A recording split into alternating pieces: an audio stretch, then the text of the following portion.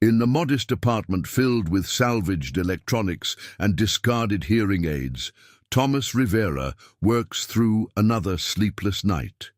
His weathered hands, calloused from years of factory work, carefully solder delicate circuits together. Beside his workbench sits a photo of his daughter Eleanor, her bright smile masking the silence that has surrounded her since birth. For 3 years, Thomas has poured every spare moment and dollar into building a device the doctors said couldn't exist, not on a factory worker's salary.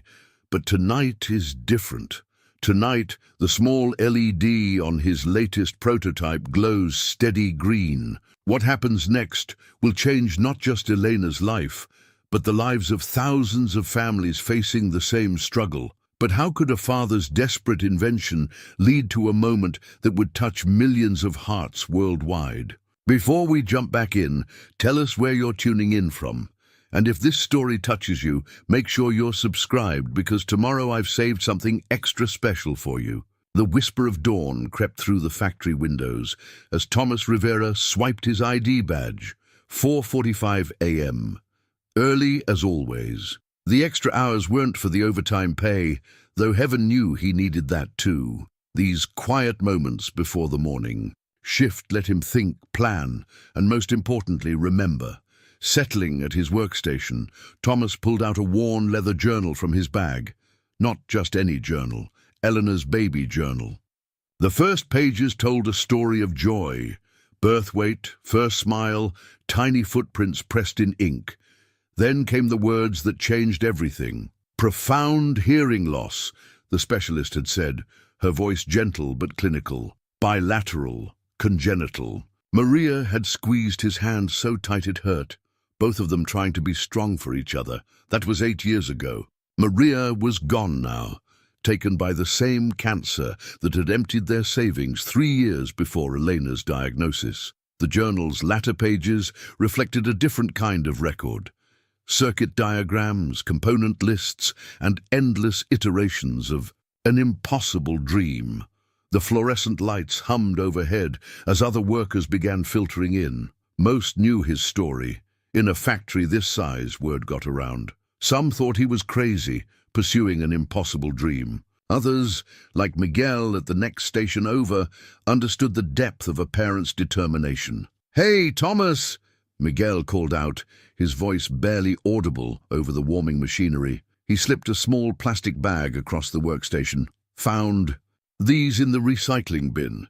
The medical equipment they scrapped yesterday. Thought you might need the processors." Thomas's heart leaped at the sight of the components. These were exactly what he needed for his latest design. "Miguel, I can't." "Don't even try, amigo." Miguel cut him off with a wave. "Just promise me when you crack this thing, Elena will sing at my daughter's quinceañera." Thomas managed to smile, tucking the precious components into his shirt pocket. They both knew Elena had never spoken a word, let alone sung. But that was the thing about hope. It had a way of making the impossible seem just within reach. The morning passed in a blur of repetitive motions and careful calculations. While his hands worked the assembly line, Thomas's mind wandered to the stack of medical bills waiting at home. They arrived like clockwork every month, each one thicker than the last. Insurance had covered the basic hearing aids, yes. The ones that sat unused in Elena's drawer because they weren't powerful enough for her level of hearing loss. The advanced models she needed might as well have been made of gold for all he could afford them. During his lunch break, Thomas spread out his latest sketches on the break room table. The design was evolving, becoming something unique. He'd started by studying conventional hearing aids, but those were just amplifiers.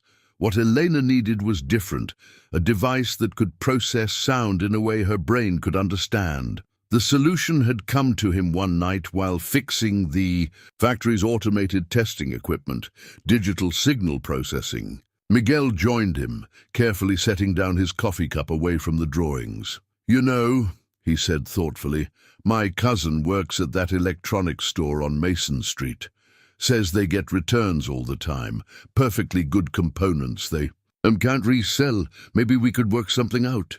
Thomas looked up from his diagrams, hope warring with pride. He'd already pawned his watch, his guitar, anything of value that wasn't absolutely essential. But pride wouldn't help Elena hear the world. You think he'd be willing to talk to me? Tomorrow after his shift. I'll give you his number. Miguel. Paused, then added more quietly, You know, Thomas, what you're doing, it's not just for Elena anymore. There are other families out there, other kids who need what you're building. The thought had occurred to Thomas too, usually in the dead of night when he was soldering components by the light of his desk lamp. How many other parents lay awake at night, wishing they could do more for their children? How many other little girls and boys lived in that same world of silence, their potential locked away behind a barrier of sound? The afternoon shift arrived, bringing with it the usual chaos of shift change. Thomas gathered his drawings, carefully folding them back into Elena's journal. His mind was already racing ahead to the evening's work. He had 3 new components to test, and if Miguel's cousin came through, maybe more soon. Sometimes it felt like he was chasing an impossible dream. But then he'd think of Elena's smile, her trust in him, and he knew he had to keep trying. After all, the most important breakthroughs in history had started with someone believing in the impossible. The apartment door opened before Thomas could reach for his keys. Elena stood there, her dark eyes bright with excitement, holding up a paper covered in red marks. Not corrections, stars. Thomas felt his exhaustion melt away as he swept her into a hug. Even without words, his daughter had a way of speaking straight to his heart. Inside, their small apartment was warm with the lingering scent of the rice and beans Eleanor's Aunt Rosa had dropped off. Another blessing Thomas couldn't repay. Not yet, anyway. Rosa had stepped in after Maria passed, helping with Eleanor while Thomas worked.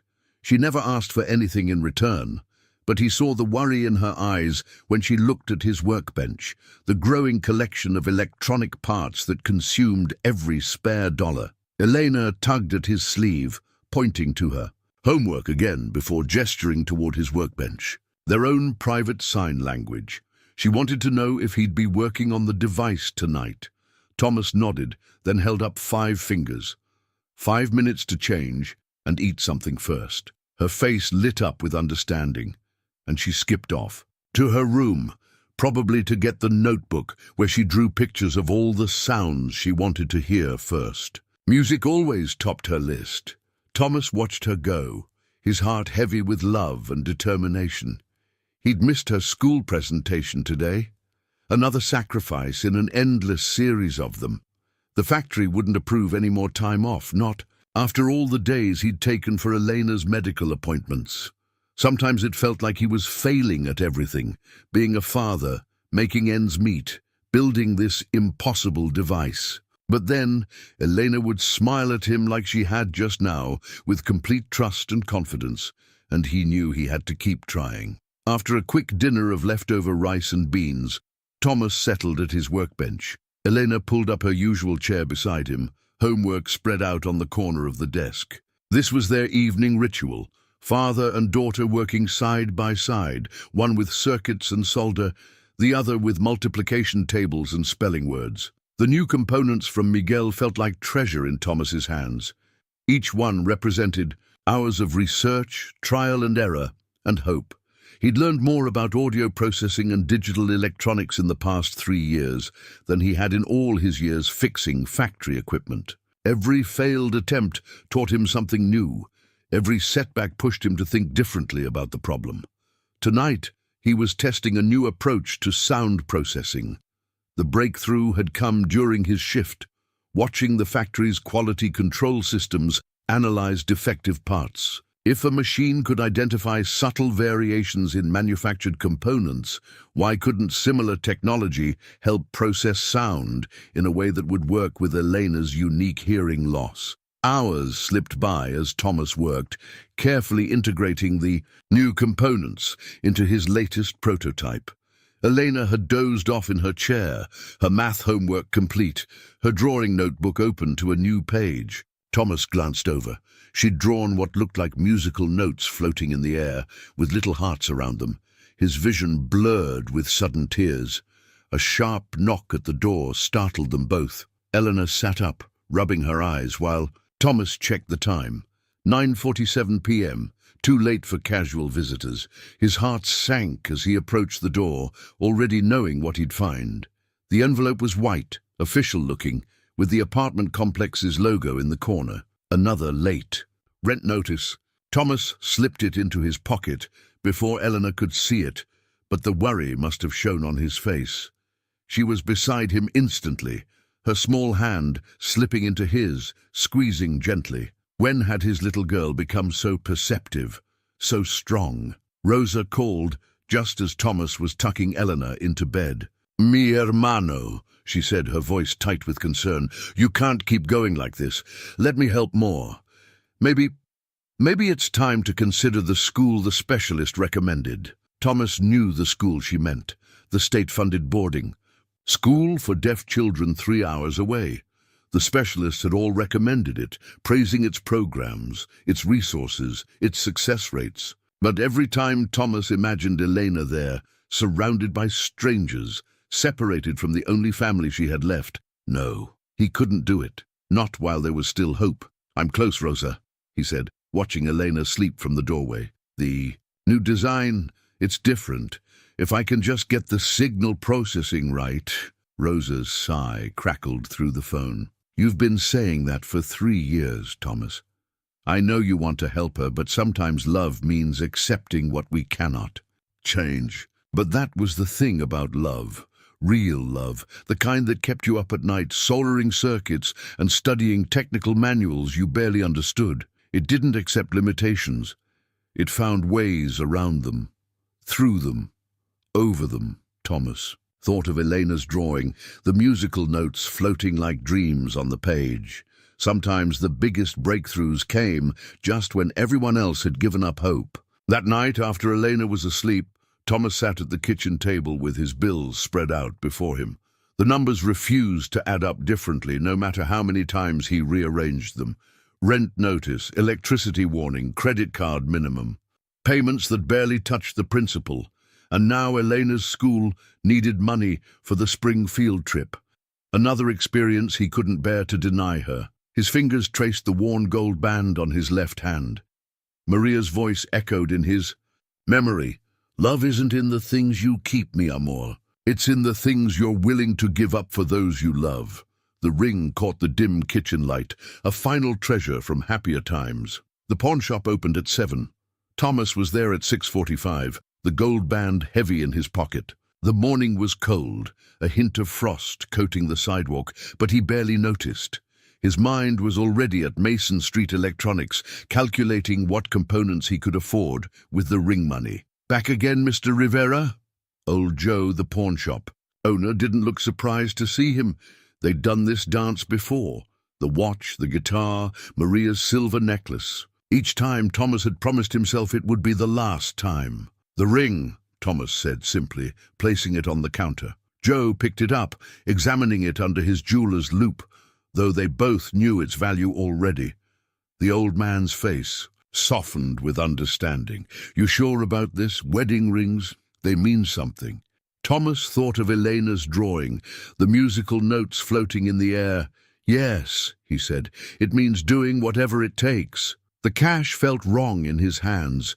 Too little for something so precious, too much to risk on another failed attempt. But Thomas had learned long ago that progress wasn't made by people who waited for certainty. He stopped at the bank to pay the overdue rent, then headed straight for Mason Street Electronics. Miguel's cousin, Ramon, was expecting him. The stockroom was a treasure trove of possibilities. Returned items, discontinued models, slightly damaged packaging that made products unsellable at full price. Ramon had already set aside a box of components that matched Thomas's specifications. "Miguel told me what you're building," Ramon said, helping Thomas sort through the parts. "My niece was born deaf. The doctor said she'd never—" He trailed off, then added, "People like you, Mr. Rivera, you change the world for families like ours." Thomas wanted to protest that he hadn't changed anything yet, that his device was still just a dream powered by desperation and salvaged electronics. But something in Ramon's voice stopped him. Here was another person who understood what it meant to watch a child struggle with silence, who knew the weight of medical terms like profound hearing loss and cochlear malformation. The factory floor felt different that afternoon. Thomas's wedding finger felt naked, but his mind was racing with new possibilities. The components from Ramon opened up approaches he hadn't been able to explore before. His latest design incorporated elements from 3 different types of audio processing systems, combined in a way he hadn't seen in any of his research. It was either brilliant or completely misguided. He'd know soon enough. Miguel noticed the missing ring, but didn't mention it. Instead, he passed Thomas a newspaper clipping during their lunch break. "Read this," he said quietly. "Maybe it could help." The article was about a local technical college offering free evening classes in electronics and signal processing. The program was designed for factory workers looking to upgrade their skills. Thomas had seen similar programs before, but they all required time he couldn't spare, time away from Elena, from his project. But as he read further, something caught his eye. The college had a childcare program, and more importantly, they had experience working with deaf children. Elena could come with him. She could be safe, cared for, maybe even make friends with other kids like her, while he learned the skills he desperately needed. The application deadline was tomorrow. Thomas felt the weight of the decision pressing down on him. More time away from home, more strain on their already stretched schedule. But he thought of the complex circuits in his latest design, the calculations he struggled to understand, the nagging fear that his self-taught knowledge wasn't enough to solve this problem. "They have a scholarship fund," Miguel added, tapping the paper, "for single parents. Rosa told me she'd help with the application." Of course she had. Rosa, who worried so much but helped anyway. Rosa, who disagreed with his dream but refused to let him face it alone. Thomas folded the article carefully and tucked it into Eleanor's journal next to his latest circuit diagrams. The rest of his shift passed in a fog of decision. Every whir of the machines, every beep of the testing equipment reminded him of the sounds Elena had never heard. He thought of his wedding ring, now sitting in old Joe's display case. Maria would have understood this choice too. The choice to admit he needed help, to take a step back in order to move forward. That evening, as Elena worked on her homework beside his workbench, Thomas studied her face in the warm light. She was growing so fast, becoming so bright and determined despite every obstacle. She deserved more than a father's desperate experiments. She deserved a real chance. Thomas picked up his soldering iron, then set it down again. Instead, he pulled out the college application form and began to fill it out. Elena watched curiously, then smiled as he signed to her what it was. Her eyes lit up at the mention of other kids she might meet. The application asked why he wanted to join the program. Thomas looked at his workbench, at the half-finished prototype that represented 3 years of trial and error. Then he looked at his daughter, who had never given up hope in him, even when he'd given up hope in himself. "To build something impossible," he wrote, "to help my daughter hear the music she dreams about, to learn what I need to know to make that dream real." It wasn't giving up, he realized. It was growing up. Sometimes the bravest thing a parent could do was admit they needed help, that love alone wasn't enough. Sometimes you had to let go of your pride to hold on to your dreams. The technical college's fluorescent lights cast a different glow than the factory's. Thomas sat in the front row of the evening electronics class, Elena's journal open before him, now sharing space with proper technical notebooks. 2 weeks into the program, and already his crude circuit diagrams were evolving into something more sophisticated, more promising. Elena was thriving too. The childcare program had 3 other deaf children, and watching her sign with kids her own age made Thomas's heart swell. She'd come home each evening with new signs to teach him, her face animated as she described her new friends through gestures and expressions. "Mr. Rivera?" Professor Chen's voice pulled Thomas from his thoughts. "Could you stay after class? I'd like to discuss your project." Thomas's stomach tightened. He'd shown Professor Chen his designs last week, hoping for feedback. Instead of the polite dismissal he'd expected from yet another expert, she'd taken the drawings home to study them. The other students filed out, a few nodding sympathetically.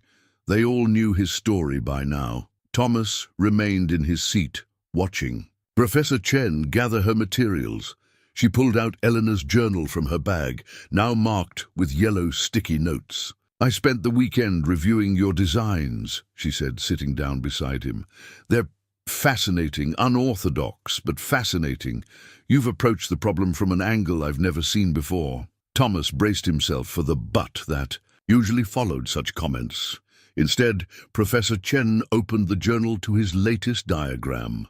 "Your idea about using digital signal processing to adapt to individual hearing patterns, it's similar to some research I was involved with before I started teaching. We were working on customizable audio processing algorithms, but the project lost funding before we could complete it." She pulled out her own notebook, filled with detailed annotations.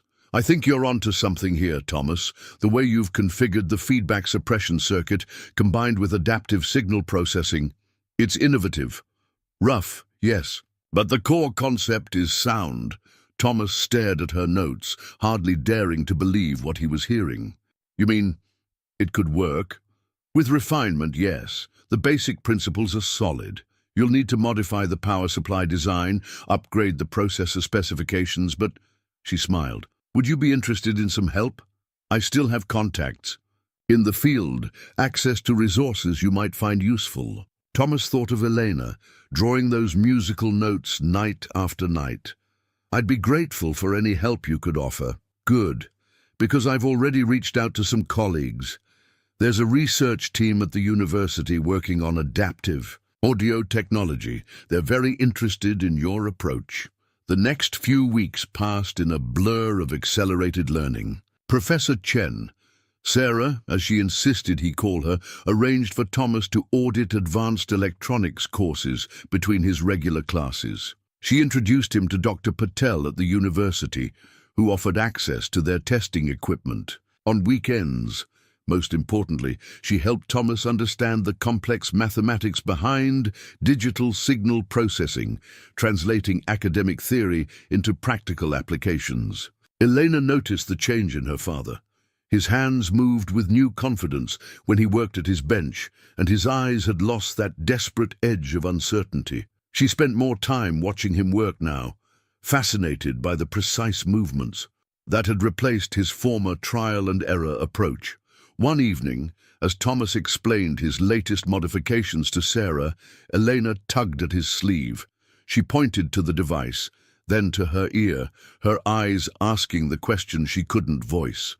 It wasn't the first time she'd asked, but this time Thomas didn't have to deflect her hope with vague promises. "Soon, Mika," he signed, and for the first time he truly believed it. "We're getting close." Sarah watched the exchange with gentle understanding. "You know," she said after Eleanor had returned to her homework, "I've been thinking about the testing phase. The university has an anechoic chamber we could use, completely soundproof, perfect for calibrating the initial settings." Thomas nodded, adding notes to his diagram.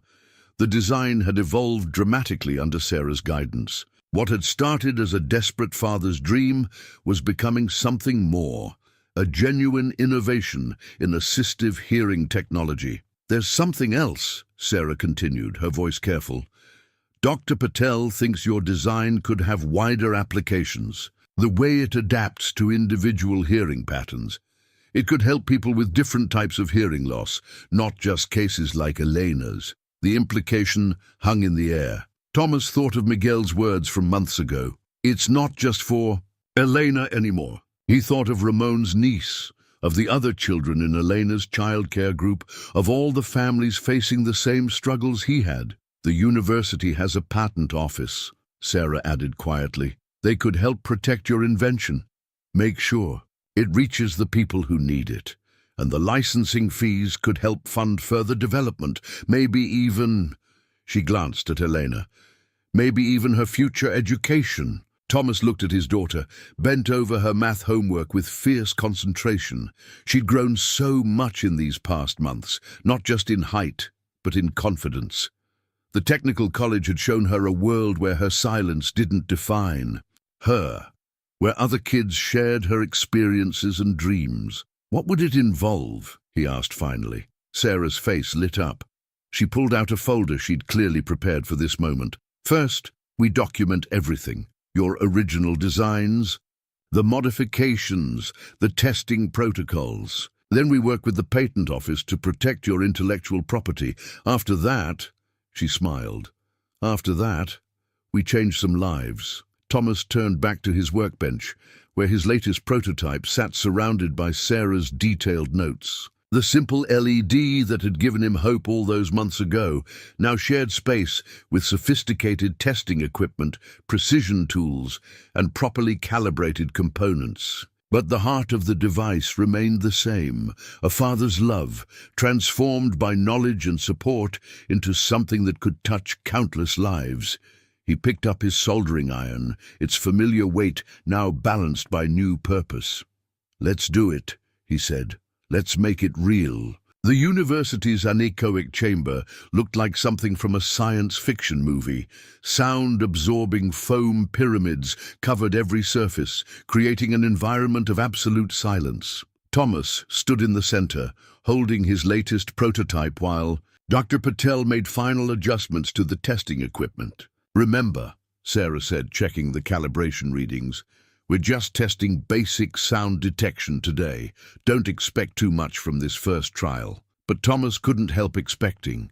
Months of refined designs, countless hours in Sarah's lab, and endless mathematical calculations had led to this moment. The prototype looked different now, sleeker, more professional, though still unique to his vision.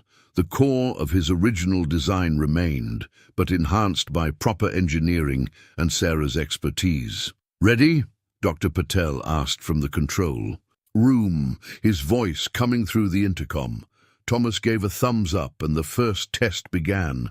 The results exceeded everyone's expectations. The device not only detected the test frequencies, but processed them exactly as the simulations had predicted.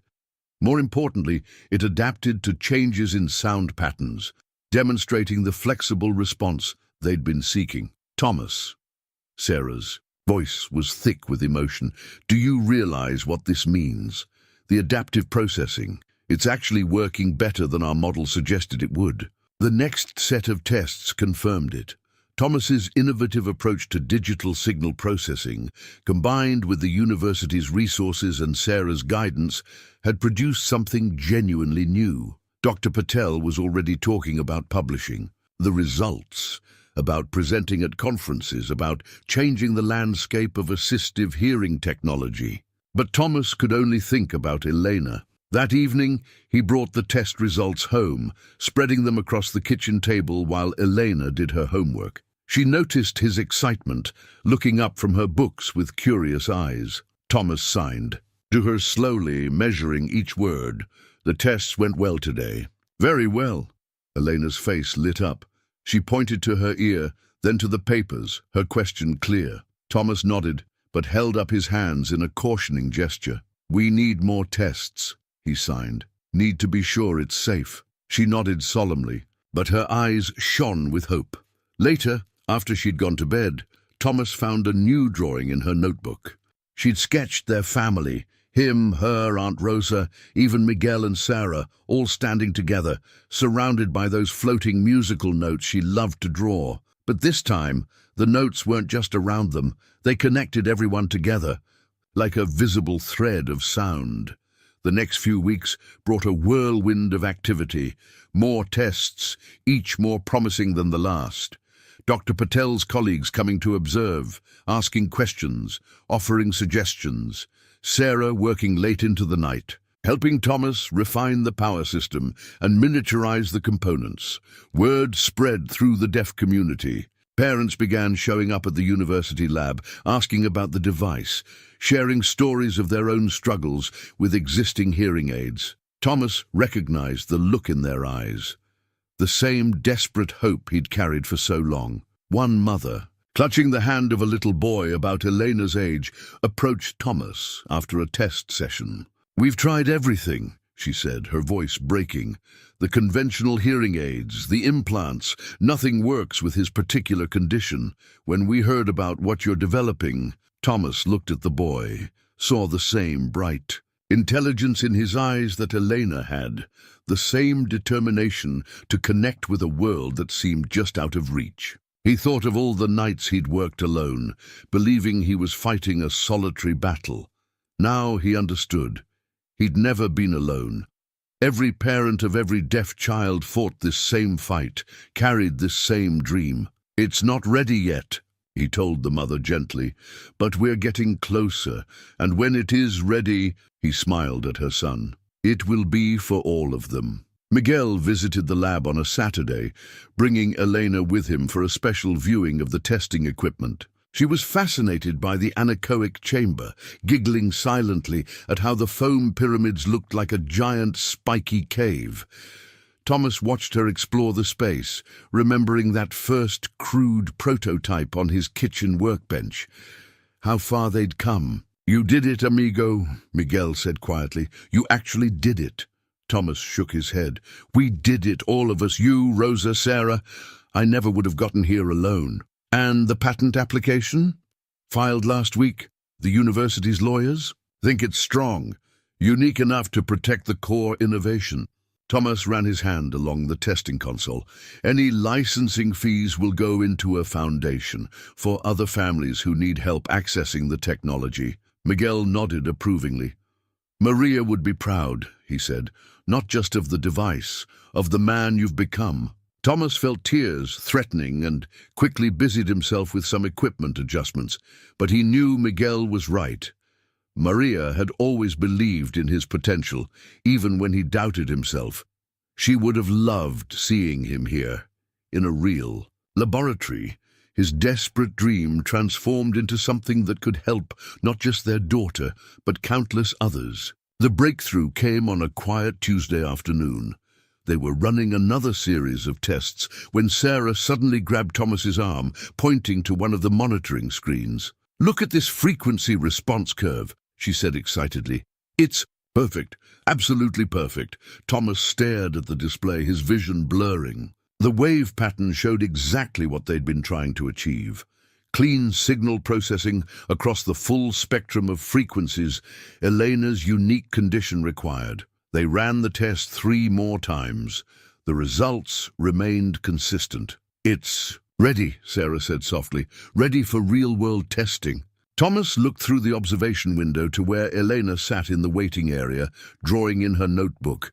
After all these years, all the sacrifices and setbacks and tiny victories, they had finally reached this moment. "Tomorrow?"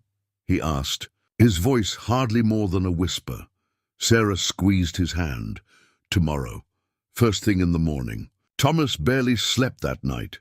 He lay awake, staring at the ceiling, his mind racing through every component, every connection, every test result. The device sat on his workbench, its small power indicator glowing steadily in the darkness. Tomorrow, it would either change Elena's life forever or become another entry in the long list of failed attempts. Elena seemed to sense the importance of the morning ahead. She was already dressed when Thomas came to wake her, sitting on her bed with her notebook clutched to her chest. She'd drawn something new, a picture of herself wearing the device, surrounded by what looked like rays of light. Or perhaps they were sound waves. Thomas felt his throat tighten.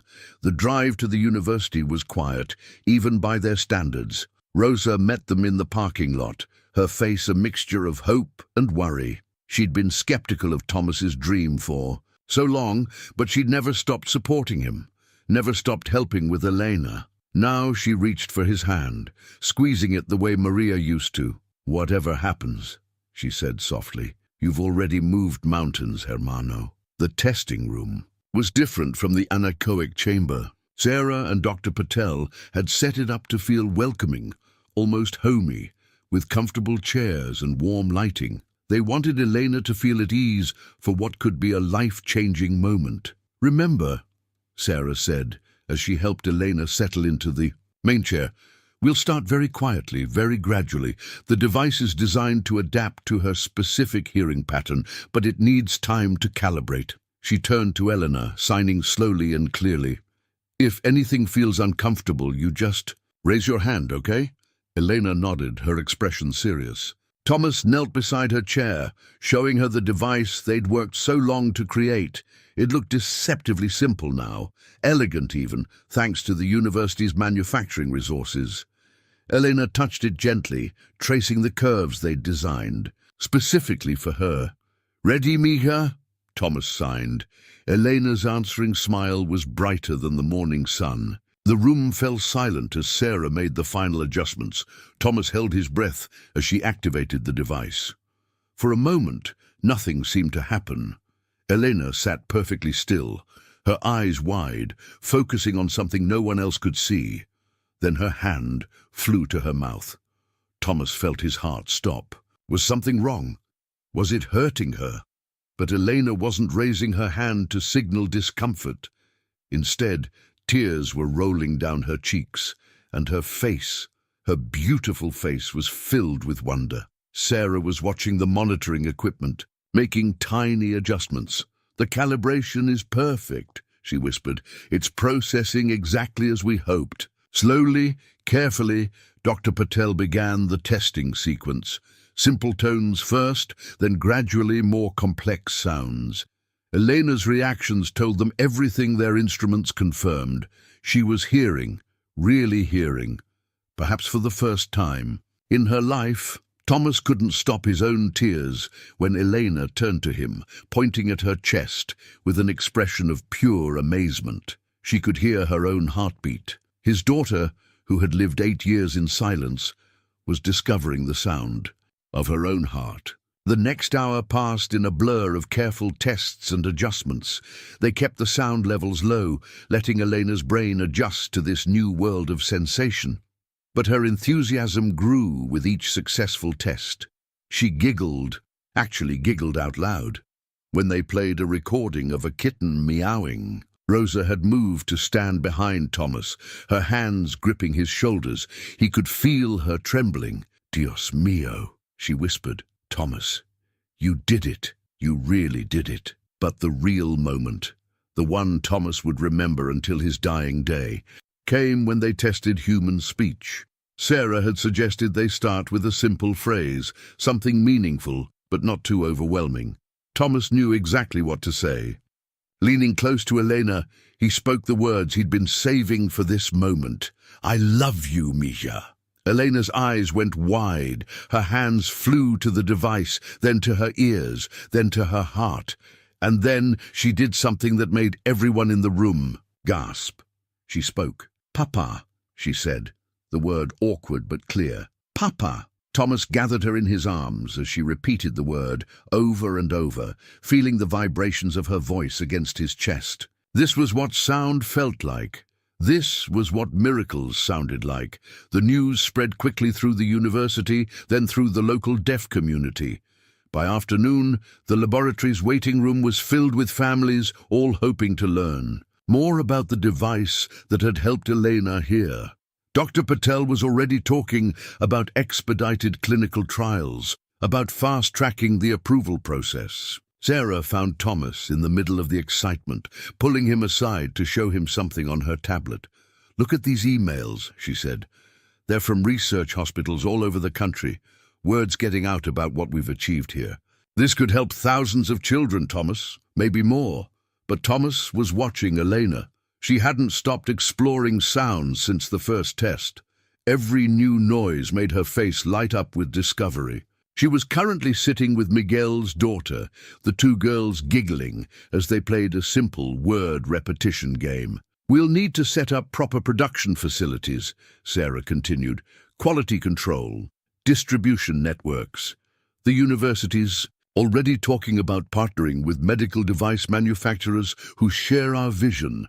Thomas nodded, but his attention was still on Elena. She had pulled out her notebook and was showing her new friend her drawings. The musical notes she loved to draw didn't seem like impossible dreams anymore.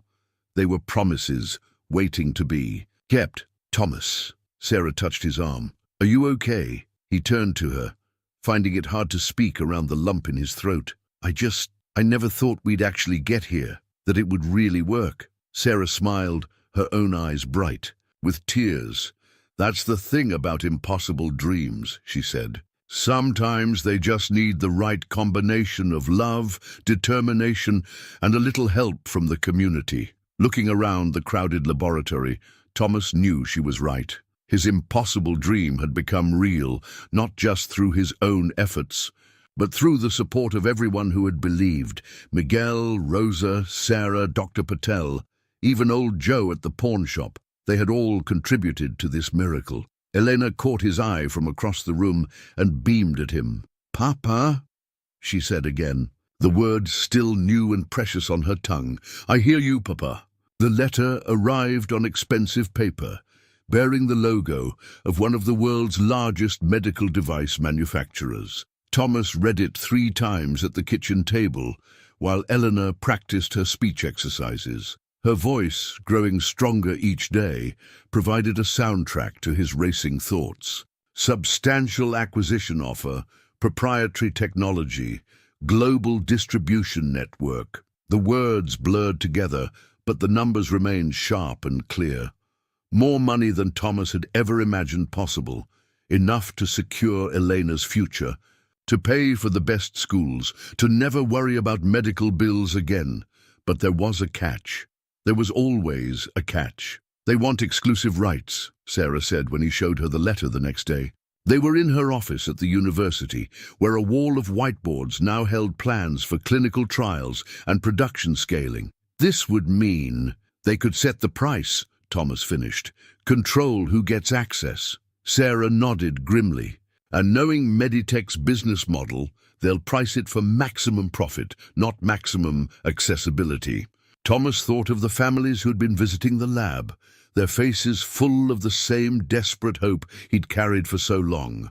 Many of them were like him, working parents who had already stretched their resources to the breaking point, trying to help their children. "There are other options," Sarah said, pulling out a different set of papers. The university's proposal for a non-profit partnership. It would mean less money up front, but we'd maintain control over pricing and distribution. We could ensure the technology remains accessible to those who need it most. Thomas picked up the university's proposal. The numbers were smaller, much smaller, but the terms spoke of scholarships for deaf children, of research grants to continue, developing the technology, of making sure no family would be denied access due to financial constraints. "What do you think I should do?" Sarah smiled gently. "I think you already know. You just want someone to confirm you're not crazy for turning down life-changing money." She was right, of course. The choice had been made the moment he read Meditech's terms. But now he had to convince Elena. That evening, as they sat at his workbench, now their shared space for both speech practice and technical tinkering, Thomas tried to explain. Elena's language skills were progressing remarkably, but complex concepts still required a mixture of speech and sign language. "Remember the other children who visited?" he began. "The ones who needed help like you did?" Elena nodded. She had become something of a mentor to the younger kids who came to the lab, showing them her drawings, helping them feel comfortable with the testing process. "There's a company that wants to buy our device," Thomas continued, signing along. "They would pay us a lot of money." Eleanor's face lit up. "We'd be rich?" Her pronunciation was getting clearer every day.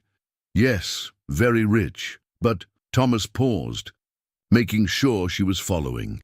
"If they buy it, they might make it too expensive for other families. Many children wouldn't be able to get one." Understanding dawned in Elena's eyes. She was quiet for a long moment, her fingers tracing the edge of her own device, the prototype that had changed her world. "Like before?" she asked finally. When we couldn't buy the expensive hearing aids? Thomas felt his heart swell with pride. Yes, Mika, just like that. Eleanor picked up her notebook, the same one where she'd drawn all those musical notes during the silent years. She flipped through the pages until she found what she was looking for, a drawing of their family surrounded by other families, all connected by wavy lines that represented sound. We help them, she said firmly, pointing to the drawing, like everyone helped us. Thomas gathered her into a tight hug, his vision blurring. How had he gotten so lucky to have a daughter with such a beautiful heart? The next day, he delivered his decision to the university's legal team. The head lawyer raised an eyebrow at the rejected Meditech offer, but smiled when Thomas explained his choice. You know, she said, there's precedent for this. Some of the most important medical innovations in history were developed this way, prioritizing accessibility over profit. It's not always the easiest path, but often it's the one that changes the world. The work ahead would be challenging. The non-profit partnership meant a slower rollout, more fundraising, more time spent convincing donors and grant committees. But as Thomas watched Elena in her speech therapy session that afternoon, chattering away with her therapist about her plans to join the school choir, he knew they'd made the right choice. Miguel visited that evening, bringing dinner from his wife and news from the factory. Word's getting around about your decision, he said. The guys on the line, they're proud of you, saying it's about time someone put people before profits. Thomas thought about his old workbench, about all the nights spent trying to build something impossible. I had a lot of help getting here, he said. Seems right to pay it forward. Elena, who had been practicing her singing with a beginner's keyboard they'd bought at a thrift store, called out from the living room, "Papa! Uncle Miguel! Listen!" They turned to watch as she carefully picked out the notes to "Twinkle, Twinkle, Little Star," singing softly along. Her pitch wasn't perfect, but to Thomas it was the most beautiful sound in the world. "You know what this means, right?" Miguel said quietly. "About my daughter's quinceañera?" Thomas laughed, remembering their conversation from so long ago. Looks like Elena will be able to keep that promise after all. Later that night, after Eleanor had gone to bed, Thomas sat at his workbench. The original prototype sat in a place of honor, a reminder of where they'd started. Beside it lay the university's partnership agreement, waiting for his signature. He picked up his pen, pausing for a moment to listen to the soft sound of Elena's breathing from the next room. Some sacrifices, he realized, weren't sacrifices at all. They were investments in a better world, one where dreams didn't have price tags, and hope wasn't a luxury only some could afford. The university lab had transformed into something between a clinic and a community center. Families filled the waiting area, their hopeful faces reminding Thomas of his own years of desperate searching. Today, they were testing the device with twins, 5-year-old boys with a rare form of hearing loss similar to Elena's. "Remember," Sarah told the parents, "every case is different. We'll need to calibrate the processing algorithm specifically for each child." She'd gotten good at managing expectations while nurturing hope, a balance Thomas was still learning. Eleanor sat with the twins, showing them her notebook of drawings. At 9 years old now, she'd become an unofficial ambassador for the program. Her presence helped calm nervous children and reassure anxious parents. More importantly, she was living proof that the device worked. "Ready for the first test?" Sarah asked, adjusting the monitoring equipment. The boy's mother clutched her husband's hand, both holding their breath as Sarah activated the first device. The familiar wonder spread across the first twin's face.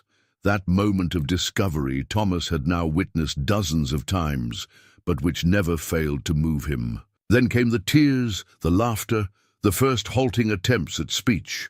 But when they tried the second device, nothing happened. Thomas felt his heart sink as they ran through the diagnostic checks.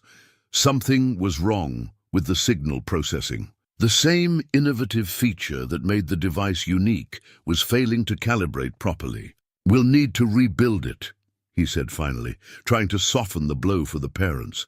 The core processor isn't responding correctly.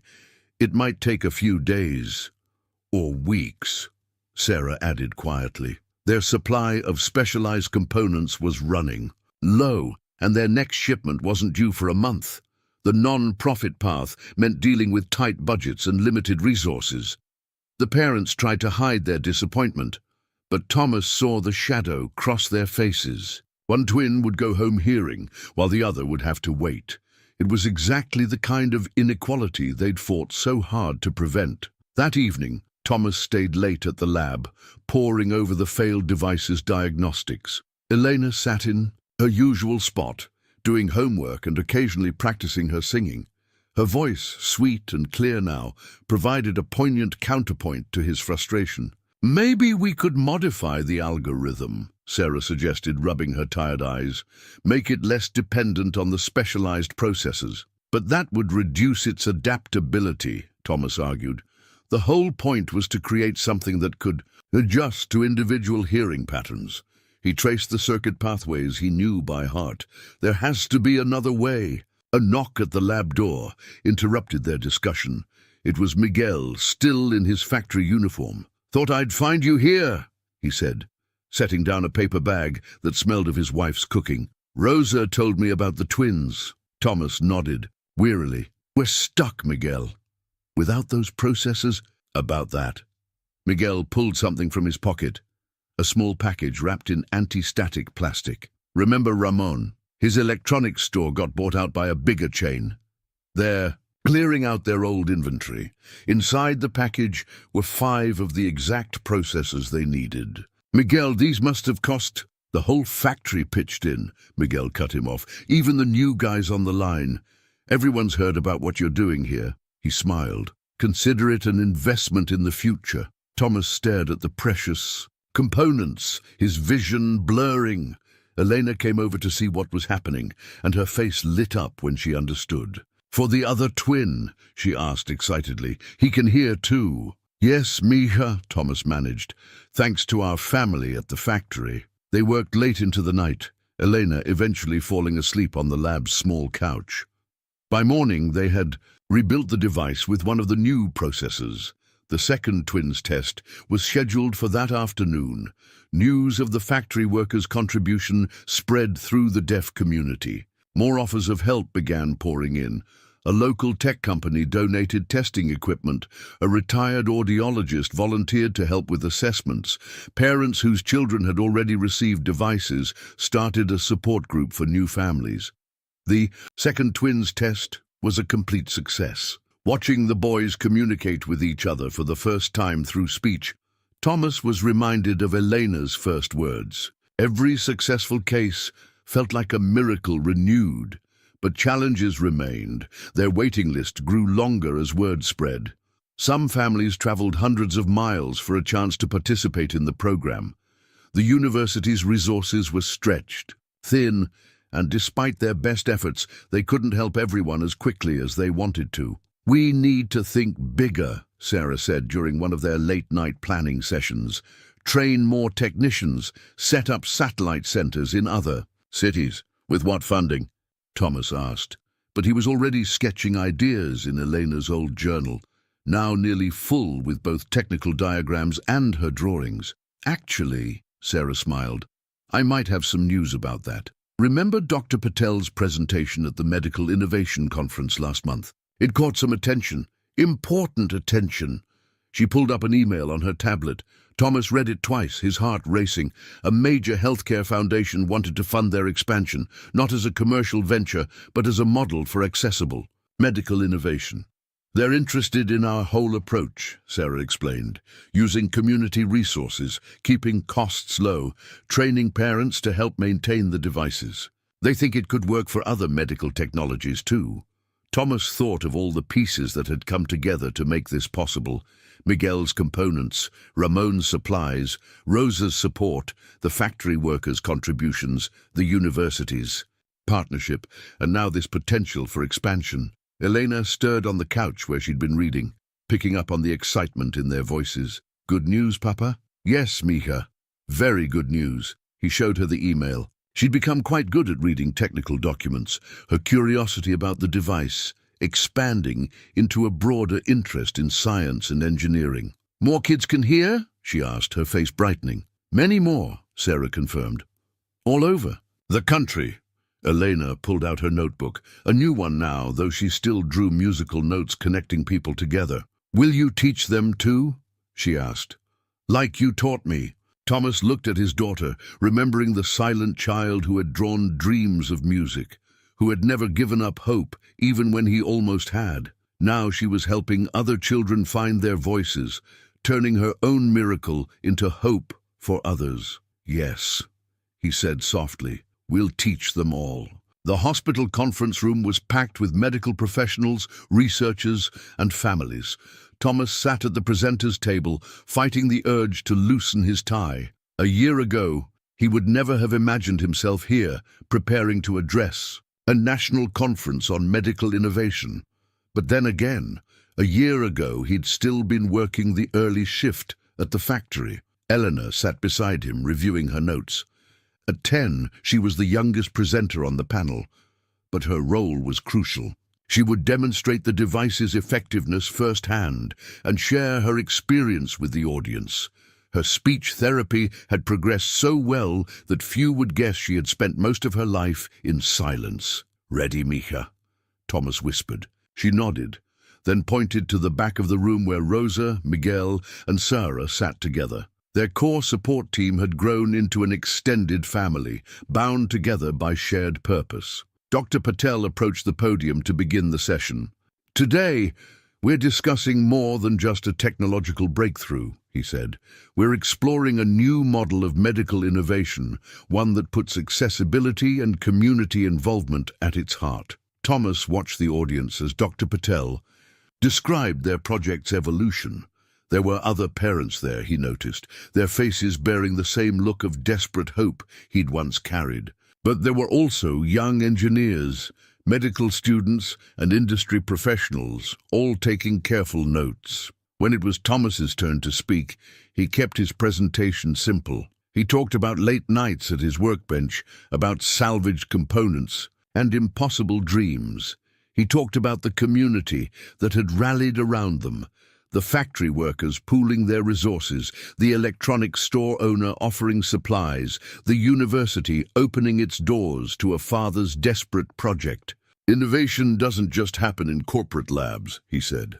"Sometimes it happens on a kitchen table, driven by love and supported by community." Eleanor's presentation brought tears to many eyes. She played a recording of her first words, then demonstrated how clearly she could speak now. She showed slides of her drawings, the musical notes she'd dreamed of hearing, now transformed into real songs she could sing. "My papa taught me that impossible things become possible when people help each other," she concluded, her voice clear and confident. "Now I want to help other kids find their voices too." During the break, a young medical student approached their table. Her hands moved in fluid sign language as she spoke. "I'm deaf too," she said, and signed. "I received cochlear implants as a child, but they were so expensive my parents had to remortgage their house." She paused, emotions playing across her face. "What you're doing, it's going to change so many lives." Thomas watched as Eleanor engaged with the student in rapid sign language. His daughter had insisted on maintaining her signing skills even after gaining hearing, saying it was important to be able to communicate with everyone in the deaf community. Now he saw how right she'd been. The afternoon sessions focused on the practical aspects of their program. Sarah presented the technical details of their training system, where parents learned basic maintenance and calibration. Dr. Patel discussed the satellite centers they were establishing in other cities, teaching local technicians to build and service the devices. "The key innovation isn't just the technology," Sarah explained. "It's the entire ecosystem of support and accessibility we've built around it. When communities invest in solutions, they become sustainable." During the final panel discussion, a representative from the healthcare foundation that had funded their expansion asked Thomas about his next steps. The question caught him off guard. "Next steps?" Surely you're not stopping with hearing devices, the representative said. This model you've developed, community-supported innovation, accessible technology, parent involvement in maintenance and support, it could work for other medical challenges too. Thomas glanced at Elena, who was nodding enthusiastically. She pulled out her notebook. She still carried one everywhere, and quickly sketched something, sliding it over to him. It was a drawing of their device, but with arrows pointing to other medical equipment, all connected by her signature wavy lines. The image sparked something in Thomas's mind. He thought of all the parents he'd met who faced similar barriers. With different medical needs, what if they could apply their approach more broadly? That evening, the core team gathered in Sarah's office to discuss the Foundation's suggestion. The whiteboard walls were soon covered with possibilities. Adaptable prosthetics, customizable mobility aids, accessible diagnostic tools. We'd need to expand our training program, Sarah mused, adding notes to the growing list. Bring in experts from other fields. The factory's retraining program could help, Miguel suggested. Lots of skilled workers looking to learn new technologies. Elena, who had been quietly drawing in her notebook, suddenly spoke up. What about kids like me? We could help too. Everyone turned to look at her. She held up her notebook, showing a new drawing. It depicted children working alongside adults in a laboratory setting, learning while helping to build devices for others. A mentorship program, Sarah said slowly, her eyes lighting up, connecting children who've received devices with those who need them, teaching them about the technology while building community. Thomas watched his daughter explain her idea, her hands moving expressively as she spoke. She had come so far from the silent child who could only communicate through drawings. Now she was helping shape the future of their program. What do you think, Papa? Elena asked. Could we do it? Thomas looked around the room at their extended family, Sarah with her technical expertise, Miguel with his community connections, Rosa with her nurturing support, and Elena with her boundless vision of possibility. He thought of that first night at his workbench, when he dared to believe he could build something impossible. Yes, Mija, he said, together we can do anything. Later that night, as they walked to their car under a starlit sky, Elena hummed a tune she'd been learning in choir. The sound reminded Thomas of all those musical notes she used to draw, now transformed into real melody. Papa, she said thoughtfully, remember when you used to tell me that love builds bridges across any silence? I remember, Mija. She smiled, touching the device that had changed her world. You were right, but you forgot something. What's that? Love also builds bridges for other people to cross. That's what we're doing now, isn't it? Building bridges for everyone. Thomas pulled his daughter close, marveling at her wisdom. She had become so much more than just a recipient of the miracle they'd created together. She was now a builder of miracles herself, showing others that impossible dreams could become reality when people worked together. The basement of the old community center hummed with activity. What had started as a single workbench in Thomas's kitchen had grown into something he could barely have imagined a year ago. Long tables lined the walls, each one a miniature version of his original workspace, where parents learned to build and maintain devices for their children. Today was special. They were launching the mentorship program Elena had envisioned, pairing children who had received devices with those still waiting. Elena stood at the front of the room, explaining the basic principles of sound waves to a group of fascinated kids. She had her mother's gift for teaching, Thomas realized with a bittersweet pang. And this, Elena said, holding up a circuit board, is what turns those sound waves into something your brain can understand, like a translator for your ears. The children leaned forward, their eyes wide with interest. Some took notes, others made drawings, but all of them were fully engaged. Sarah worked her way around the room, supervising the adult training sessions. The Foundation's funding had allowed them to expand their program significantly, but they maintained the same principles that had made their original project successful. community involvement, accessible technology, and hands-on learning. Mr. Rivera, a small voice drew Thomas's attention. It was Marcus, one of their newest participants, holding up a partially assembled device. I think I understand how it works now. It's like building a bridge between silence and sound. Thomas smiled, remembering Elena's words about building bridges. That's exactly right, Marcus. And once we build that bridge for you, maybe you can help build one for someone else. The boy's face lit up, like Elena does. She told me she's going to be an engineer when she grows up. Is that so? Thomas glanced at his daughter, who was now demonstrating sound frequency patterns using an oscilloscope they'd acquired from the university. She'd never mentioned this career plan to him, but it made perfect sense. The afternoon session brought new families for initial consultations. Thomas recognized the look in their eyes, that mixture of hope and hesitation he'd once carried himself. But now he could offer more than just hope.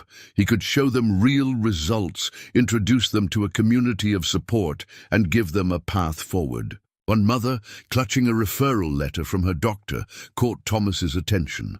She looked as exhausted as he had felt during those early years of experimentation. "I saw the video," she said softly, "of Elena singing at the medical conference. My Amy," she gestured to a small girl hiding behind her legs. "She loves music too, always trying to feel the vibrations from my radio." Thomas knelt down to Amy's level. "You know," he said, signing as he spoke, "Elena used to draw pictures of music before she could hear it. Would you like to see some of her drawings?" Amy nodded shyly. Thomas waved Elena over, watching as his daughter immediately connected with the younger girl, pulling out her old notebook to show her drawings. Within minutes, they were sitting together at one of the workbenches, Elena teaching Amy how to draw sound waves. "We can't afford the commercial devices," Amy's mother said, her voice thick with emotion. "When I heard about your program—" "That's why we're here," Thomas assured her. "No family should have to choose between basic needs and helping their child hear." Sarah joined them, carrying a tablet with Amy's audiological results. "Her hearing loss pattern is similar to case 47, she said. "The adaptive processing algorithm should work well, but we'll need to modify the frequency response curve." Thomas noted how Sarah still referred to Eleanor's case as Case 1 in their technical documentation. His daughter's experience had become the foundation for helping so many others. The day continued with more training sessions, more consultations, more small breakthroughs as parents mastered the skills needed to help their children. The community center buzzed with a mixture of technical discussions and emotional celebrations. During a brief break, Thomas found Elena sitting at a workbench, making adjustments to a training device. Her hands moved with confident precision. No longer the clumsy experiments of a desperate father, but the skilled work of someone who truly understood the technology. "So," he said, pulling up a chair beside her. "An engineer?" Elena blushed slightly but kept working. "Like you, Papa, but also different. I want to design things that help people communicate in all sorts of ways." She paused, choosing her words carefully. "Remember how I used to draw before I could speak? Sometimes I think about other kids who need different kinds of bridges." Thomas thought about the Foundation's suggestion to expand their model to other medical challenges. "What kinds of bridges are you thinking about, Misha?" Elena put down her tools and pulled out her notebook. Not the old one full of musical notes, but a new one filled with technical sketches alongside her artistic drawings. She flipped to a page where she'd drawn something that looked like their hearing device, but with significant modifications. "Marcus told me his cousin is paralyzed," she explained. "She can think about moving, but the signals get stuck between her brain and her muscles. I was thinking, if our device can translate sound waves into signals the brain can understand, maybe we could make something that translates movement signals too." Thomas stared at his daughter's drawing, his heart swelling with pride and amazement. She had taken everything they'd learned about signal processing and adaptive algorithms and imagined an entirely new application. But more than that, she had inherited the most important lesson. The technology was a means to an end, and that end was helping people connect with the world around them. It would be complicated, Elena continued, pointing to her notes. We'd need to learn about different kinds of signals, maybe work with doctors who understand how muscles and nerves communicate. But if we could do it, she looked up at him with Maria's determined expression. Think of all the bridges we could build. Before Thomas could respond, Sarah called them back to the main room. A device test was about to begin, another family about to experience their own breakthrough moment. As they walked together, Elena slipped her hand into his. "Papa," she said softly, "thank you for not giving up. For building my bridge even, when everyone said it was impossible." Thomas squeezed her hand, remembering all the late nights, all the failed attempts, all the moments of doubt. "You built it too, Misha. We all did together." They joined the gathering crowd as Sarah prepared to activate another device. Thomas watched the faces around him. Parents, children, mentors, and technicians, all part of a community built on hope and determination. Each successful test was a reminder that impossible dreams could become reality when people worked together to build bridges across the silences that separated them. The school auditorium buzzed with anticipation. Thomas sat between Rosa and Miguel in the front row, his heart racing faster than it had during any device test. Tonight was Elena's first solo in the school choir's spring concert, and she had refused to let him hear her practice at home. "It's a surprise, Papa," she'd insisted. Sarah slipped into the seat next to Miguel, slightly out of breath. "Sorry I'm late. We had a final calibration with the Johnson twins." She squeezed Thomas's shoulder. "I wouldn't miss this for anything." The lights dimmed, and the choir filed onto the risers. Elena stood in the front row, wearing the blue dress Maria had always dreamed of seeing her wear. Her device was barely visible behind her ear, its small indicator light glowing steadily green, the same color that had given Thomas hope on that first night of success. The choir began with a group number, Eleanor's voice blending perfectly with the others. Thomas remembered when she had first joined, how she'd worked extra hours with the music teacher to learn pitch control and timing. Now, watching her sing with such confidence, those early struggles seemed like a distant memory. Then the group shifted, moving to the sides of the stage, and Elena stepped forward. A hush fell over the audience. The piano introduction began, and Thomas recognized the melody. It was "Bridge Over Troubled Water," the song Elena had drawn in her notebook years ago, when she could only imagine what music sounded like. When Elena began to sing, her voice clear and strong, Thomas felt tears running down his face. Rosa gripped his hand, and he could hear Miguel sniffling beside him. But it wasn't just them. Throughout the auditorium, people were being moved by more than just the beauty of her voice, because Elena wasn't just singing the words. As she sang, her hands moved in fluid sign language, translating the lyrics into a visual poetry that could be understood by both hearing and deaf members of the audience.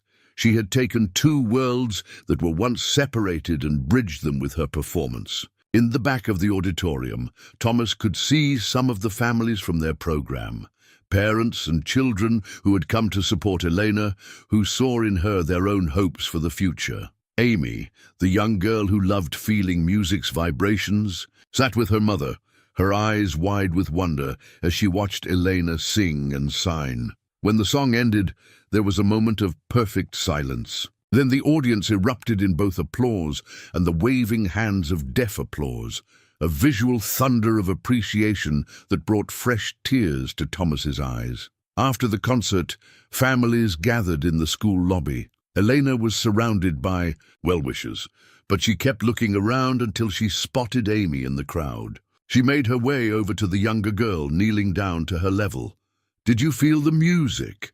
Elena asked, signing as she spoke. Amy nodded enthusiastically. "I want to learn," she said, her newly gained speech still careful but clear. "Both ways, singing and signing, like you." Elena beamed.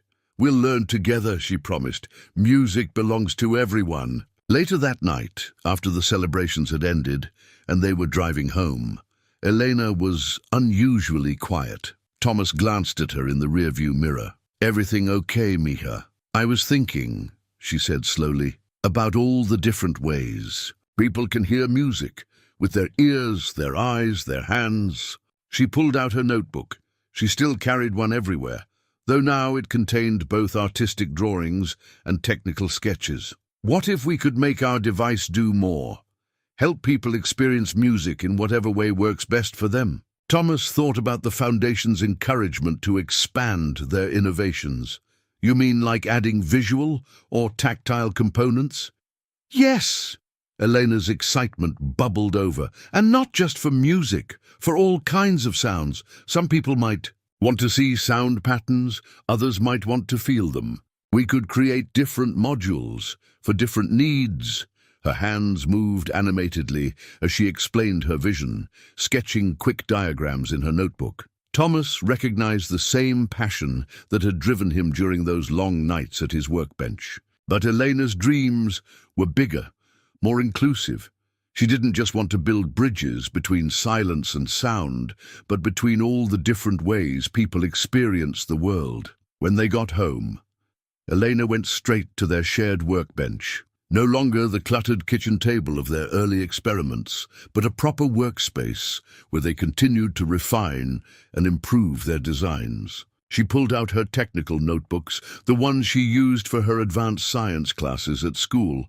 "Look, Papa," she said, spreading out her sketches. "I've been researching how different people process sensory information. Some deaf people don't want to hear sound the way others do.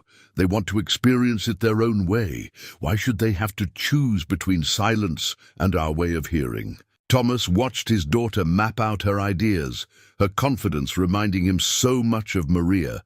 She had inherited her mother's determination and her father's technical curiosity, but she'd developed something entirely her own, a vision of technology that brought people together instead of forcing them to adapt to a single solution. "When's the next Foundation meeting?" Elena asked, looking up from her drawings. "Next month, Sarah's presenting our latest training program results." Elena nodded decisively. "Good. I want to present too. About this." She gestured to her sketches. "About making our technology more adaptable, more personal." Thomas smiled, remembering the little girl who once drew musical notes to represent the sounds she couldn't hear. Now she was drawing blueprints for innovations that could help others experience sound in their own unique ways. "I think they'll want to hear what you have to say, Mija." Elena grinned. "Hear, see, or feel it," she corrected. "That's the whole point." As she turned back to her sketches, Thomas heard her humming, "Bridge over troubled water," but it wasn't just a song anymore. It had become a metaphor for their entire journey, a reminder that the most important bridges were the ones that connected people to each other, no matter how they experienced the world. Someone had recorded Elena's choir performance on their phone. Within days, the video spread across social media, a young girl who had once lived in silence, now singing while signing, bridging two worlds with grace and purpose. Comments poured in from around the globe, ranging from emotional responses to urgent inquiries about the technology that had made it possible. Thomas discovered the video's reach when he arrived at the community center one morning to find Sarah facing a wall of incoming emails on her laptop. "It's not just parents anymore," she said, showing him the screen. "We're hearing from doctors, researchers, disability advocates. They all want to know more about our program." Elena's performance had captured attention, but it was her story that kept it. A local news station arranged an interview, letting her demonstrate both the technical aspects of the device and her vision for its future. She brought her notebooks, both the old one filled with musical note drawings and her new technical sketches. "It's not just about hearing," she explained to the reporter, her voice clear and confident. "It's about connecting with the world in whatever way works best for you." She demonstrated her latest idea, a prototype that could translate sound into visual patterns for those who preferred to experience audio information visually. The reporter, touched by Elena's passion, asked about her journey from silence to speech. "My papa taught me that impossible things become possible when people work together," Eleanor replied, glancing at Thomas off camera. "Now I want to help make more impossible things possible for others." The story aired locally, then got picked up by national networks. Suddenly, their small community center was fielding calls from across the country. Parents of deaf children wanted to know how to join their program. Engineers offered to volunteer their expertise. Companies inquired about partnerships. "We need to think carefully about this," Sarah cautioned during an emergency team meeting. "Growing too fast could compromise what makes our program special, the personal touch, the community involvement. But we can't ignore all these families who need help," Rosa argued, sorting through another stack of letters. Many contained photos of children, their stories echoing Eleanor's early years. Elena, who had been quietly sketching in her notebook, looked up. "What if we taught other communities to do what we do, like franchising, but for helping people?" The adults turned to her, intrigued. Elena flipped her notebook around, showing a diagram she'd drawn. It outlined a network of community centers, each following their model, but adapted to local needs and resources. "We could train teams in different cities," she continued, warming to her idea. "Share our designs, our teaching methods, everything we've learned, but let each community make it their own." Thomas studied his daughter's sketch, recognizing the elegant simplicity of her solution. It reminded him of the way she'd approached singing, not just replicating sounds, but making them her own, adding sign language to create something uniquely inclusive. The foundation representatives were equally impressed when Elena presented her expansion plan. They'd called an emergency meeting to discuss the viral video and subsequent media attention. But Elena's presentation quickly became the focus. "What your daughter is proposing," the lead representative said to Thomas, "is exactly the kind of scalable innovation we've been looking for. Technology that adapts to people, not the other way around." The next few weeks were a whirlwind of activity. Zara coordinated with universities in other cities, setting up training programs for local engineers and technicians. Roger organized parent groups, creating support networks that could help new families navigate the process. Miguel reached out to factories and technical schools, establishing pipelines for components and skilled workers. Through it all, Elena continued her role as the program's heart and voice. She spoke to parent groups via video chat, sharing her experiences and answering questions. She worked with the technical teams, showing how her own journey had informed the device's development. Most importantly, she kept drawing in her notebook, generating new ideas for making their technology more accessible and adaptable.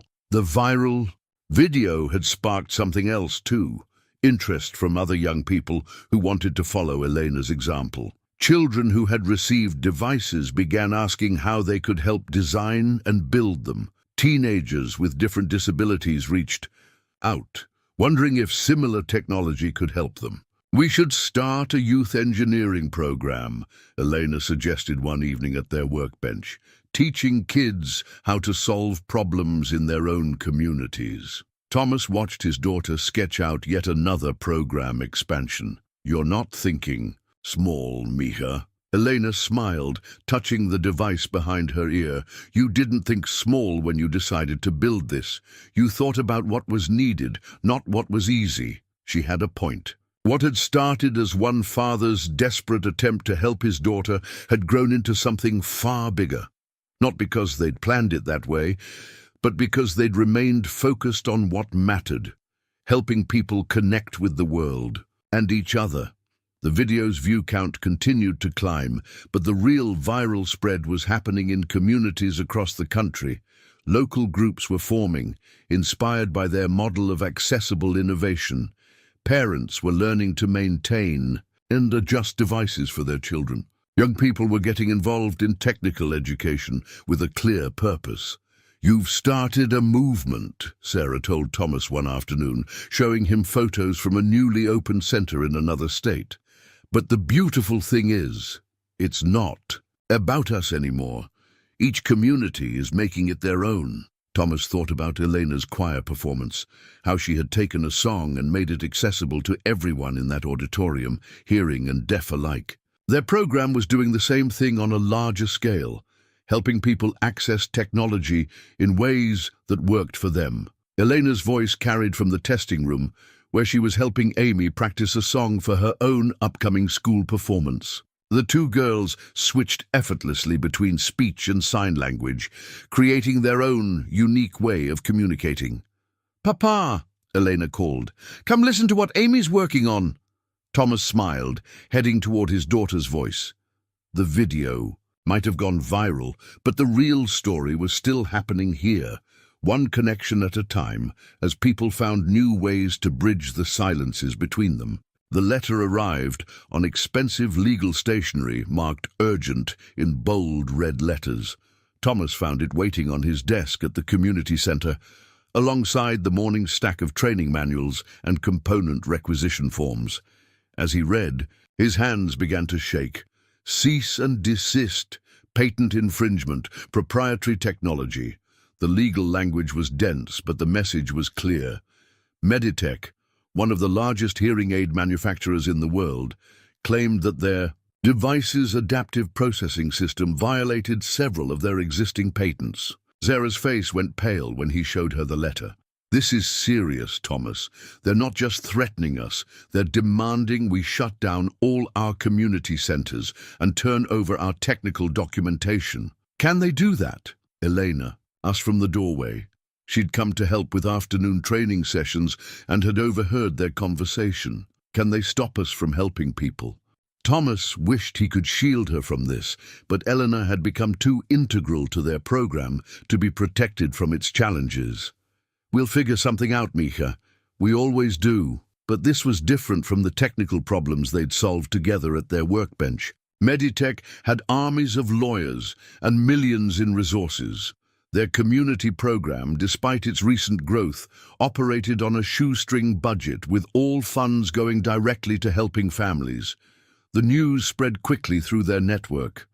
By afternoon, their small conference room was packed with concerned supporters. Miguel brought a lawyer friend who specialized in patent law. Rosa arrived with several parents whose children had received devices. Even old Joe from the pawn shop showed up, still holding the receipt for Thomas's wedding ring. "These patents they're citing," Miguel's lawyer friend said, examining the letter, "they're broad industry standards. If they enforced them this strictly, half the hearing aid companies in the world would be in violation." "Then why are they targeting us?" Sarah asked, though they all knew the answer.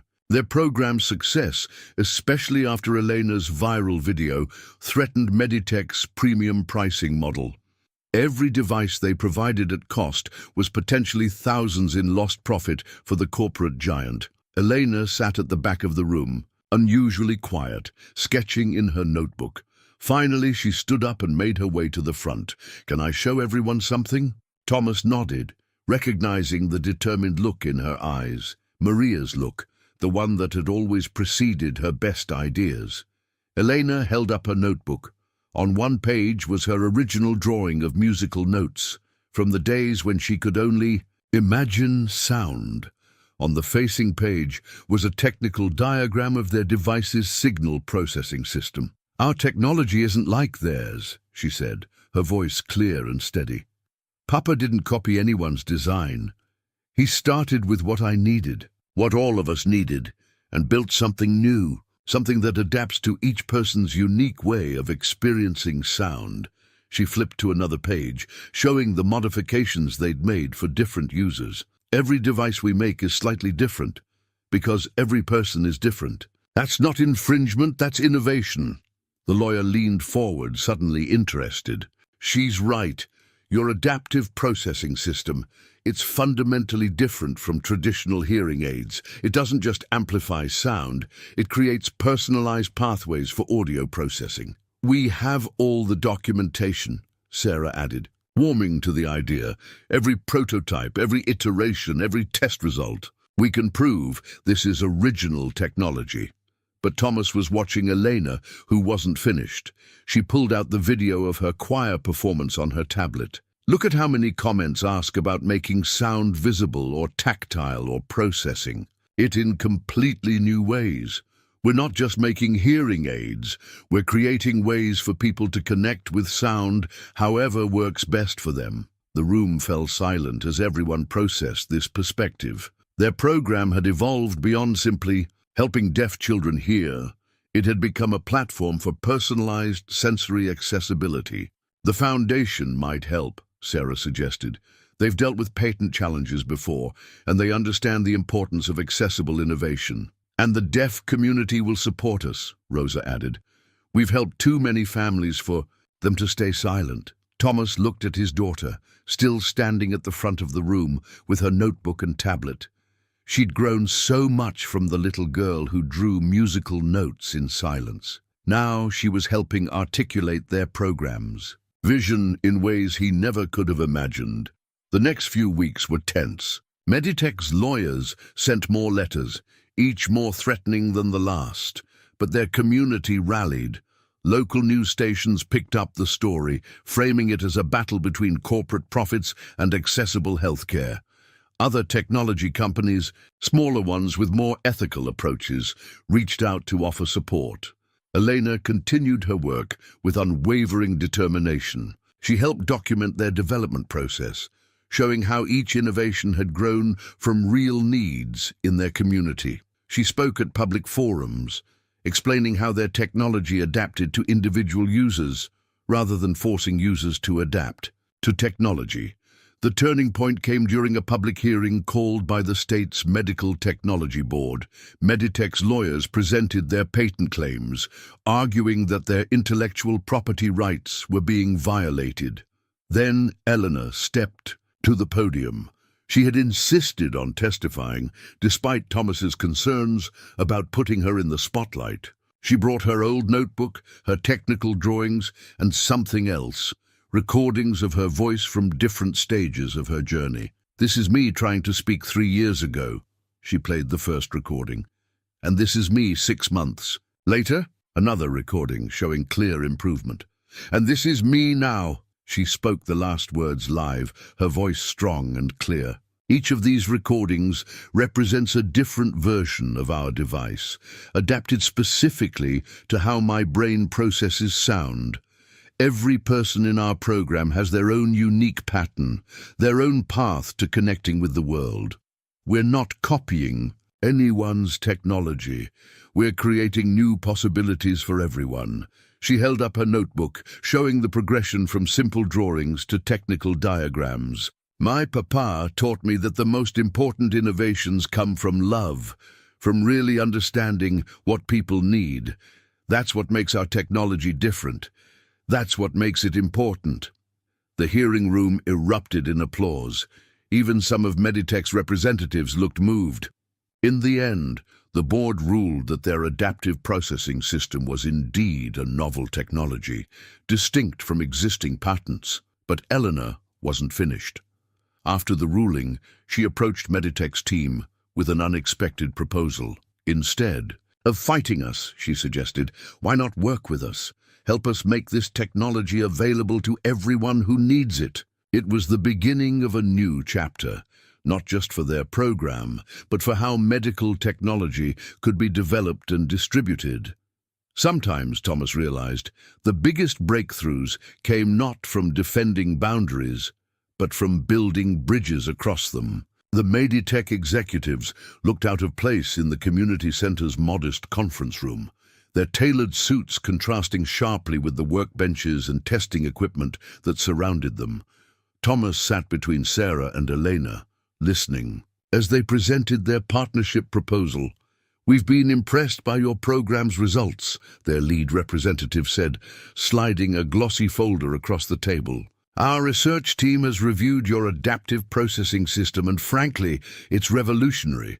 With our resources and your innovation, we could help millions." The numbers in their proposal were staggering.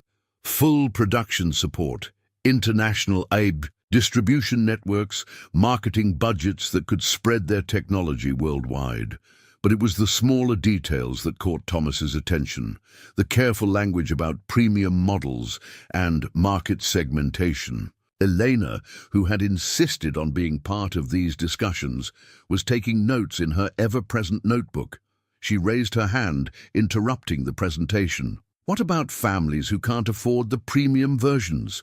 How will they access the technology? The executives exchanged glances. We understand affordability is important to you, one began carefully. We're proposing a tiered system with basic models available at reduced costs. Basic models? Elena's voice was polite, but firm. The whole point of our technology is that it adapts to each person's specific needs. There's no such thing as a basic model. Every device is unique to the person using it. Thomas felt a surge of pride. His daughter had cut straight to the heart of the issue. Their technology wasn't just another product to be marketed at different price points. It was a means of connection, of breaking down barriers between people and the world around them. Sarah spoke up, her academic background lending weight to her words. Perhaps we could discuss a different approach. Instead of traditional market segmentation, what if we focused on making the full technology accessible to everyone, with support from both private and public sectors? The Meditech team looked skeptical, but something had shifted in the room. They were no longer dictating terms. They were entering into a real dialogue about how to make this technology truly accessible. Over the next few hours, a new kind of partnership began to take shape. Elena contributed ideas about youth involvement and community training programs. Sarah outlined research opportunities that could benefit both academic and corporate interests. Thomas shared their experiences with local manufacturing and maintenance networks. What you've built here, one of the executives admitted, looking around at the busy community center, it's more than just a production facility. It's a whole ecosystem of support and innovation. That's what makes it work, Elena explained, showing them her latest designs for customizable sensory interfaces. Everyone contributes, everyone benefits. The technology keeps improving because we listen to what people actually need. The final proposal looked very different from Meditech's original offer. Instead of absorbing their program into their corporate structure, Meditech would provide manufacturing support and distribution infrastructure while letting local centers maintain their autonomy. The technology would remain open for continuous community-driven innovation. Most importantly, they agreed to a sliding-scale payment system that ensured no family would be denied access due to financial constraints. Any profits would be reinvested in research and program expansion. It's unprecedented, Sarah said, as they reviewed the terms. A true partnership between corporate resources and community innovation. But Thomas was watching Elena, who sat, quietly studying the final documents. What do you think, Miha? Is this the right path? She looked up, her expression thoughtful. Remember when you first started building my device? You didn't know if it would work, but you knew you had to. Try. Sometimes the biggest risk is not taking one at all. Thomas smiled, hearing Maria's wisdom in his daughter's words. They had come so far from those early days at his kitchen workbench, what had started as one father's desperate attempt to help. His child had grown into something that could help families around the world. The signing ceremony was held at the community center at Elena's insistence. This is where the real work happens, she told the Meditech executives, where ideas become solutions. As cameras flashed and reporters took notes, Thomas watched the families who had gathered to witness the event. Amy, now confidently speaking and signing, stood with her mother. The Johnson twins demonstrated their devices to curious executives. Parents who had once come seeking help were now training others to maintain and adjust their children's devices. Elena had prepared a speech, but in typical fashion, she went off script to share a story instead. She held up her old notebook, showing her earliest drawings of musical notes. When I couldn't hear, I drew what I imagined sound looked like, she said. Now we're helping others experience sound in whatever way works best for them. This partnership isn't just about making devices, it's about making connections. She turned to the Meditech team. You're not just investing in technology, you're investing in communities, in families, in dreams that seem impossible until we work together to make them real. After the ceremony, as the crowd mingled and celebrated, Thomas found Elena at their workbench, already sketching new ideas. "Planning your next impossible dream?" he asked. She smiled, showing him her drawing. A network of interconnected communities, each contributing their own innovations to a growing ecosystem of accessible technology. "Nothing's impossible, Papa. You taught me that." Thomas looked around at what they had built together, not just the device that had given Elena her voice, but the community that had grown around it. Every person in the room had contributed something: knowledge, resources, support, or simply the courage to believe in impossible dreams. The partnership with Meditech wasn't an ending, he realized. It was another beginning, another bridge to build. And this time, they had even more. And to help with the building. 6 months after the Meditech partnership, Thomas stood in the doorway of their new innovation center. A renovated warehouse that housed not just their hearing device program, but a growing collection of community-driven technology initiatives. The old community center had become too small for what they were building. Elena's youth engineering program occupied one wing, where kids of all abilities worked together to develop new ways of experiencing the world. Today, they were testing a device that translated visual patterns into tactile sensations for children with visual impairments, an innovation inspired by Eleanor's original musical note drawings. "Papa, come see this," Elena called from her workstation. Now 11, she split her time between school, choir, and leading development teams at the center. She was demonstrating their latest prototype to a group of visiting medical students. "The adaptive processing isn't just for hearing anymore," she explained, showing them a complex diagram that bore little resemblance to Thomas's original sketches. "We're using similar principles to help people process all kinds of sensory information in ways that work best for them." The medical students leaned in, fascinated. One of them, a young woman who used a wheelchair, was particularly interested. "Could this technology be adapted for motor control signals?" she asked. "For people with mobility challenges." Eleanor's eyes lit up, the same look Thomas remembered from when she first heard music.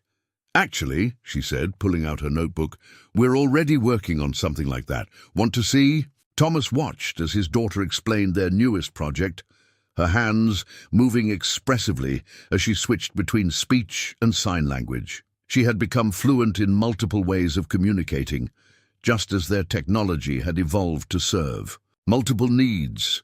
Sarah joined him in the doorway, carrying a stack of letters. "More success stories," she said, handing them to Thomas, "from the first international centers. The open source approach is working. Communities are adapting our basic design to serve local needs we never even imagined." The letters came from all over the world. A team in Japan had modified their processing system to help elderly patients with degrading neural pathways. A clinic in Kenya had created a solar-powered version that could function without reliable electricity. A group in Brazil was using their sensory interface design to help children with autism process overwhelming environmental stimuli. "Elena was right," Sarah mused. "It was never just about hearing. It was about connecting people with the world in whatever way works for them." The afternoon brought a special visitor, Amy, now confidently performing with her school's music program. She had become a regular at the center, mentoring younger children, just as Eleanor had once mentored her. "I've been working on something," Amy told them, setting up her violin. "It's for the International Accessibility Conference next month." She began to play, but this wasn't a traditional performance. As she drew her bow across the strings, a display behind her transformed the music into patterns of light and color. Small devices on the listener's wrists translated the vibrations into tactile rhythms. Everyone in the room, regardless of how they experienced sound, could share in the music. Thomas felt tears in his eyes as he watched the audience respond. Some through hearing, some through sight, some through touch, but all connected to the same beautiful performance. This was what Elena had seen all along. That true accessibility meant giving people choices about how they experienced the world. Miguel arrived later with news from the factory partnership program. What had started as workers donating spare components had evolved into a full training initiative. Factory employees were now learning to build and maintain various adaptive devices, creating new career paths while helping their communities. "Remember when we thought we were just building a hearing aid?" Miguel laughed, watching the busy workshop floor. "Now look at what you've started." But Thomas knew he hadn't started this alone. He thought of all the people who had contributed. Rosa's unwavering support, Miguel's practical help, Sarah's technical expertise, the factory workers' generosity, and countless others who had believed in their vision. Most of all, he thought of Elena, who had transformed her own journey from silence to sound into a mission to help others find their own paths. She had shown them that innovation wasn't just about solving problems. It was about empowering people to connect with the world and each other. The day ended with a video call to one of their new international partners. A team in India had adapted their technology to help children with speech difficulties communicate through a combination of voice, text, and visual symbols. As they demonstrated their modifications, Elena took rapid notes in her notebook. "See how they've improved the response time," she pointed out to Thomas. "We should incorporate that into our next update." And their visual interface, it's so intuitive. Thomas smiled at her enthusiasm. The technology they'd created hadn't just given Elena her voice, it had given her a purpose. She was already talking about studying biomedical engineering in college, about finding new ways to break down barriers between people and possibilities. As they prepared to leave for the day, Elena paused at her workbench. She opened her old notebook to those first drawings of musical notes, then placed it beside her current technical sketches. The contrast was striking, a journey from imagining sound to creating new ways for others to experience it. "You know what I love most about our work, Papa?" she said softly. "It's not just the devices we build. It's watching people discover their own ways of being in the world. Like how Amy uses music to create experiences everyone can share, or how the team in India is helping kids find their voices." Thomas hugged his daughter, marveling at her wisdom. "Your mother would be so proud of you, Mija, of who you've become, of what you're helping build." Elena smiled, touching the device behind her ear, the original prototype that had started everything. She'd be proud of all of us, of how we learned that the biggest innovations happen when we work together, when we listen to what people really need. Outside, the sun was setting on another busy day at the center. Thomas could hear the mixture of voices, music, and various devices creating a symphony of connection. What had begun as a father's desperate attempt to help his daughter had rippled outward, touching lives in ways he could never have imagined.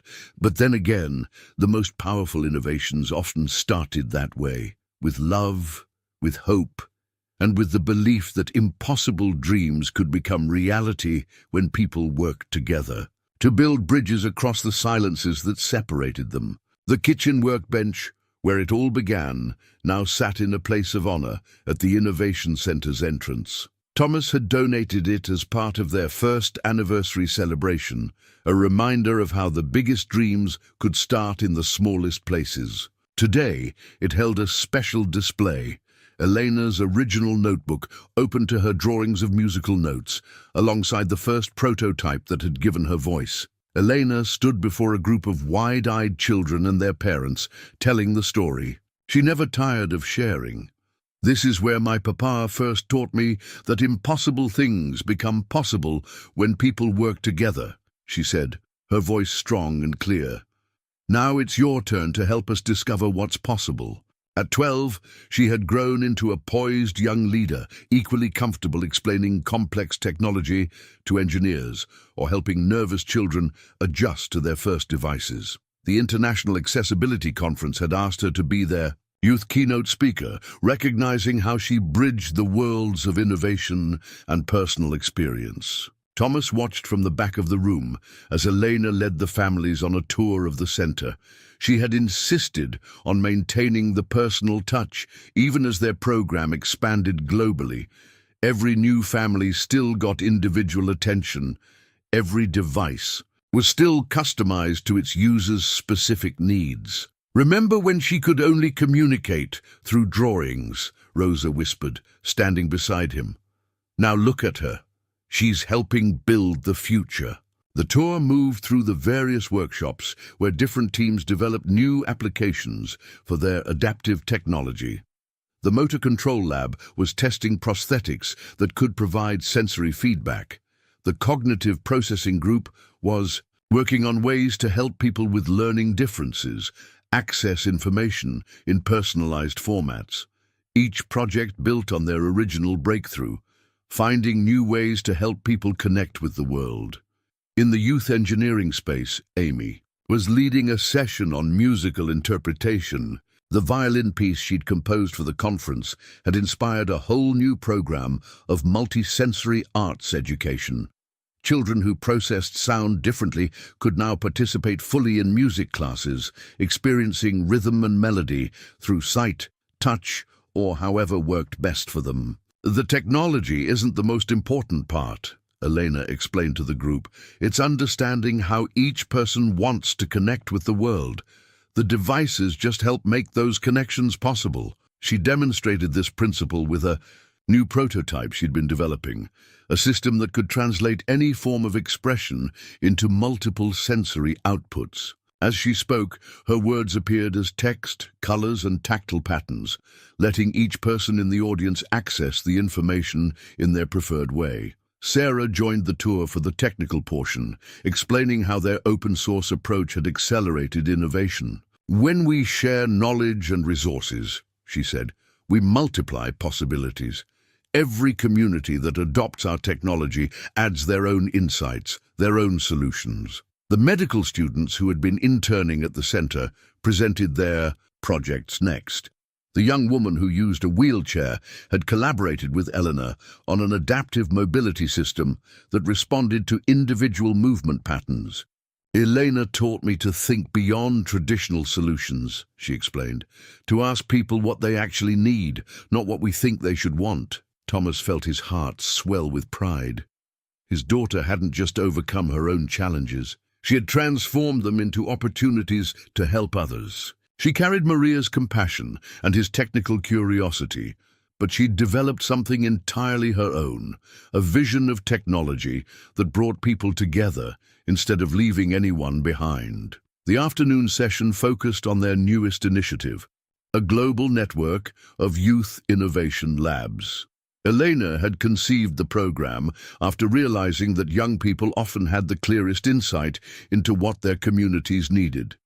"Every person has a unique way of experiencing the world," she told the gathered families, "and every person has something to teach us about making technology more accessible, more human." As if to prove her point, one of the younger children raised her hand. "Could we make something that helps my brother feel colors?" she asked. "He's uncolorblind, but he loves art." Elena's face lit up with the same expression Thomas remembered from when she first heard music. She pulled out her current notebook, she still carried one everywhere, and sat down with the girl. "Tell me more about how your brother experiences art," she said, beginning to sketch. Thomas watched as other children gathered around, each offering ideas and insights. This was what Elena had helped them understand, that the best innovations came from listening to people's stories, from understanding their dreams and challenges. Later, as they were cleaning up after the tour, Eleanor found Thomas at the old workbench. She ran her fingers along its scarred surface, touching the marks left by years of late-night soldering and desperate attempts. "Sometimes I try to imagine "You sitting here?" she said softly. "Working all those nights to help me here. Did you ever think it would lead to all this?" Thomas shook his head. "I just wanted to help my little girl. But you're the one who showed us how to help everyone. Midja, you saw possibilities I never imagined." Elena pulled out her mother's photo from the workbench display. Maria's smile seemed to glow with pride. "Mama would love seeing all the bridges we're building," she said. "Not just between silence and sound, but between all the different ways people experience life." Thomas hugged his daughter, remembering the little girl who had drawn musical notes to represent the sounds she couldn't hear. Now she was drawing blueprints for technology that would help countless others connect with the world in their own unique ways. "We should keep the workbench here," Elena said, carefully returning Maria's photo to its place, "to remind everyone that big changes can start with small steps, that impossible dreams become possible when we work together." As they prepared to leave for the day, a familiar sound filled the center. Amy practicing her violin piece, its notes transformed into light and vibration and color by Elena's new translation system. Each person in the building experienced the music differently, but they were all connected by it, all part of the same beautiful moment. Thomas watched his daughter close her eyes and smile, taking in the music through both her device and the visual display she had helped create.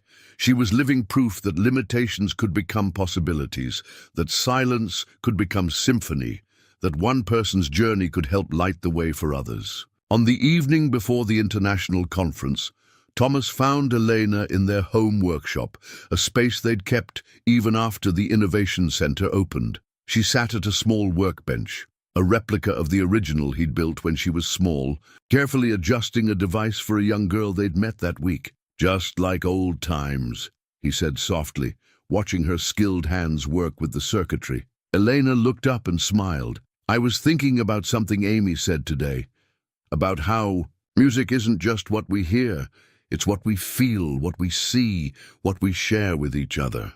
She held up the device she was modifying. "Every person we help finds their own way of connecting with the world. We just build the bridges." Tomorrow, Elena would present their story to delegates from around the world. Medical innovators, technology, companies and community organizations would gather to learn about the model they'd created. Not just the adaptive devices, but the entire ecosystem of accessibility and support.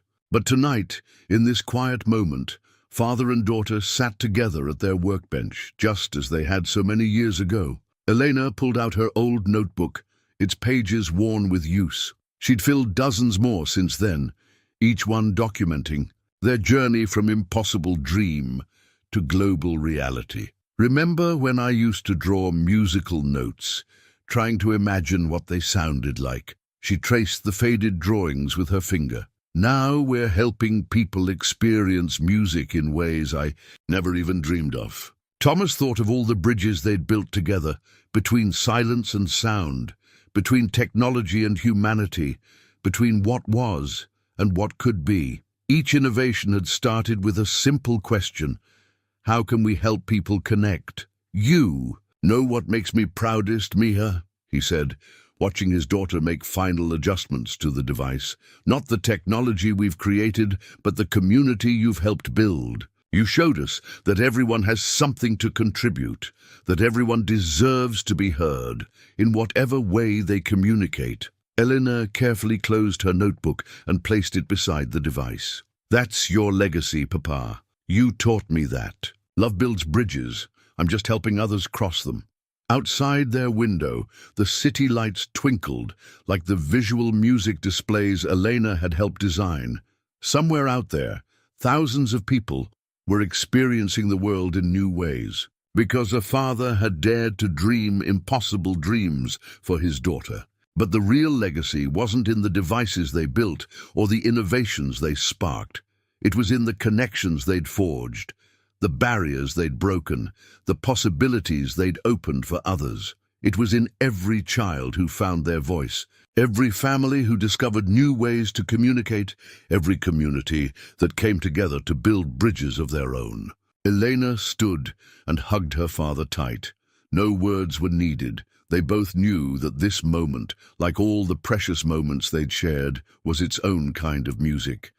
A symphony of love, determination, and the endless potential of human connection. And somewhere Thomas knew Maria was smiling, watching her family help build a world where everyone's voice could be heard, where every silence could become song.